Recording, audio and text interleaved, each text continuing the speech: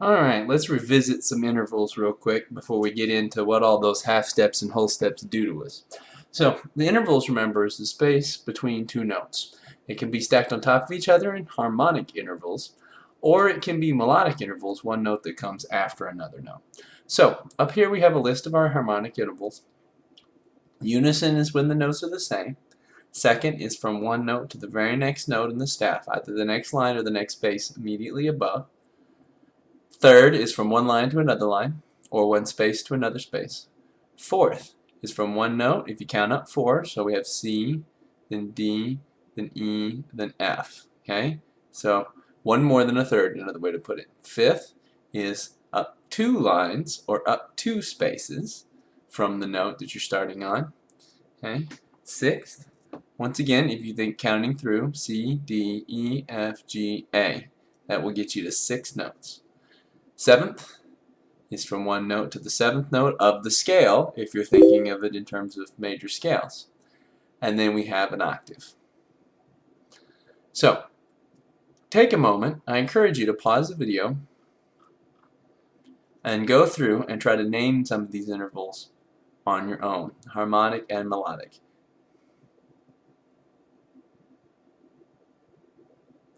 Really quick, I'm going to go through, so hopefully you've paused it and you've tried to name them. So I'm going to just go through and give you the answers so that way you can check it on your own. Okay, this is a third. This one's a sixth, octave, second, fifth, fourth. Do you know? Hopefully, fourth. Okay, think it through. D, E, F, G, A, B, sixth, right? Third, unison. Octave, no, wait, sorry, seventh.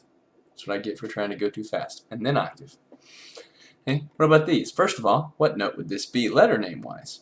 Remember, there's a couple things you need to commit to memory. Your letter names for both of the clefs and how long the notes are. We haven't talked about rhythm in several videos, but that's coming up in the next video or two. So I encourage you to please go through and review that. And we'll review it again in the video. But the more you can have the letter names and how long the notes are committed to memory and understand them, the easier the rest of this is going to be.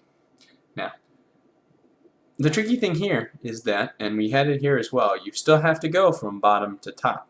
So you still have to go from A to C, which is a third.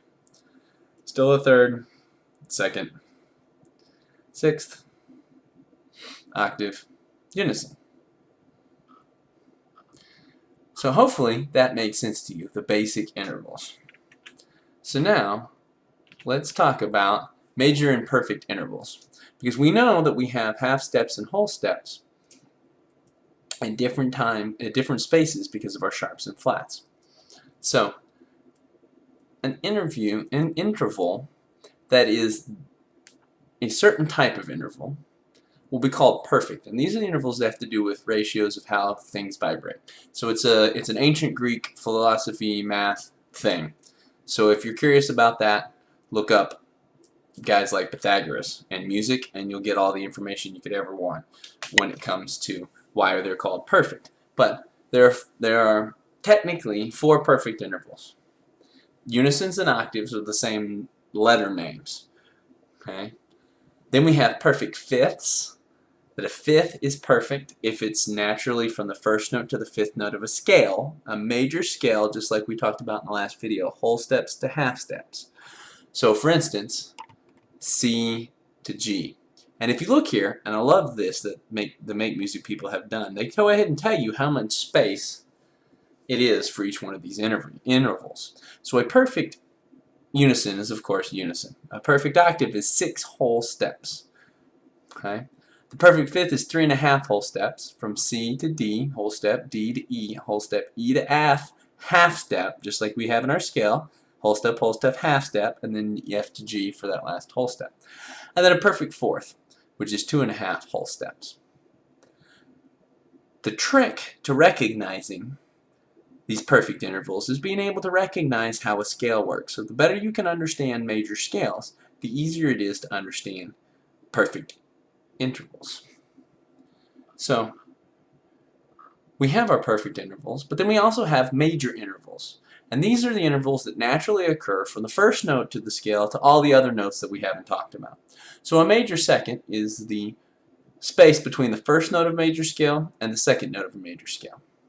A major third is from the first note to the third note. A major sixth from the first note to the sixth note of a major scale. A major seventh from the first note to the seventh note. So all of this interval naming is tied to the major scales that we talked about in the last video. So the more you understand that major scale, the easier it is to process. Now, this one we have written here, this is based on our C scale, which ends up being C, D, E, F, G, A, B, C. It's the one that doesn't involve any black keys if you're thinking about your keyboard.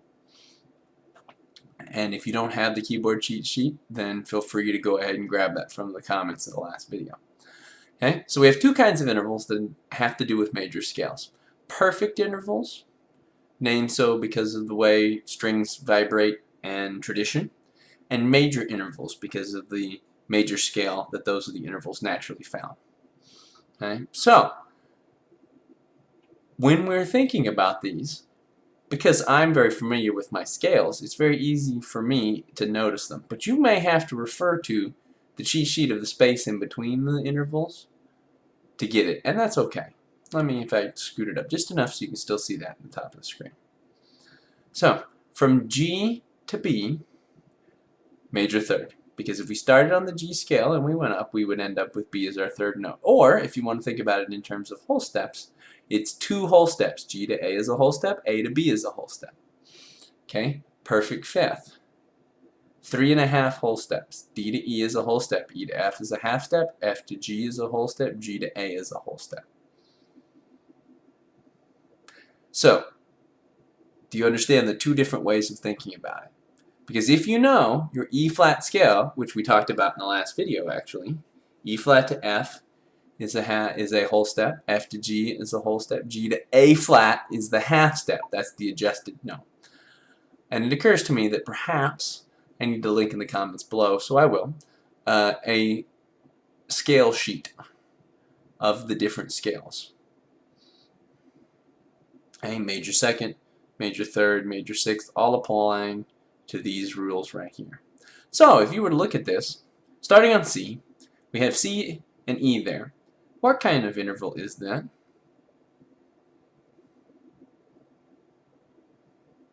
That's right, it's a major third. What about G to D? Well, if you have to think, G to A, whole step, A to B, whole step, B to C, half step, C to D, whole step. So 3.5 whole steps, or line, line, line, and it's in the right key. Starting on G, there is a D in that scale. So that is a perfect fifth. What about this one right here? Skip over a measure, because we had another perfect fifth in the previous measure. What is the name of this interval? C to D. Now this is just kind of a quick little introduction to each one of these. I'm going to build one in a little bit later, the next video probably, where I do the scales and then I do the... In fact, I'm kind of rambling on this video, but y'all will get over it. So, let's just kind of plop this out in a way that makes sense. Let's do it on a D scale. D, E, F sharp. Oops, skip the note.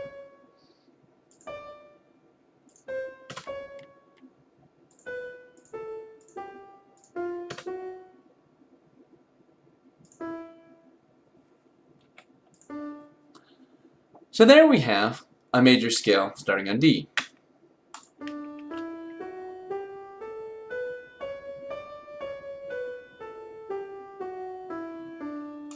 Which should sound familiar. We had to adjust two notes, F sharp and C sharp, to keep our pattern from our major scale video intact. Whole step, half step, whole step, whole step, whole step, half step. Okay, that video, pattern has to stay intact. Now, when we think about intervals, if we think about trying to figure out what, let's say, a seventh is, a major seventh is, if you start on D. Okay? You can count up the half steps just like we were talking about and just like it shows on the previous page where it lists how many half steps or whole steps there are. Or if you know the scale, the major scale that goes along with that starting note, all you have to do is count to the 7th note. D, E, F sharp, G, A, B, C sharp, 7th note right there. So D to C sharp is an interval of a 7th. And it sounds something like this.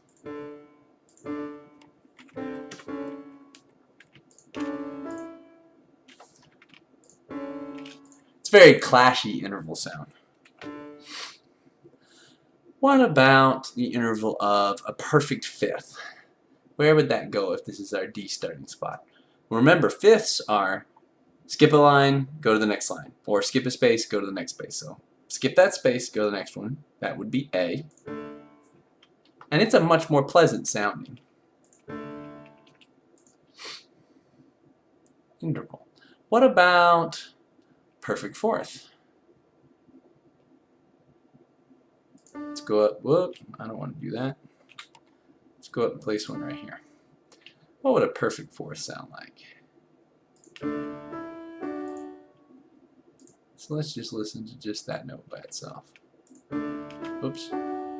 But you hear the happiness in that? It's a happy sounding interval of perfect fourth. So the perfect intervals, they sound warm and fuzzy. The intervals that aren't perfect, the major intervals, may be a little bit more confusing sounding. So for instance, our third still sounds pleasant, but not necessarily as pleasant as the fifth does to some people. Certainly sounds different than a sixth does to a lot of folks. And it's easy to remember some of these intervals if you think about songs you know.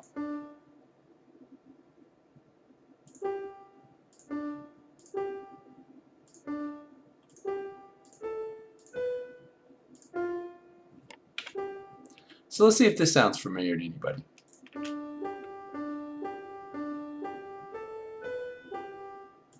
Now it may sound a little off because the rhythm is off. But listen to it again.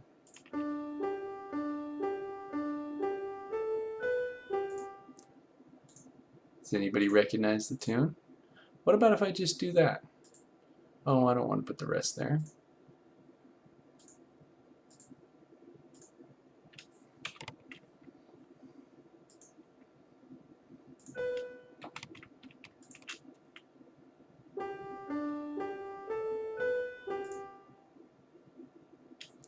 Maybe even if I turn... Come on. There we go.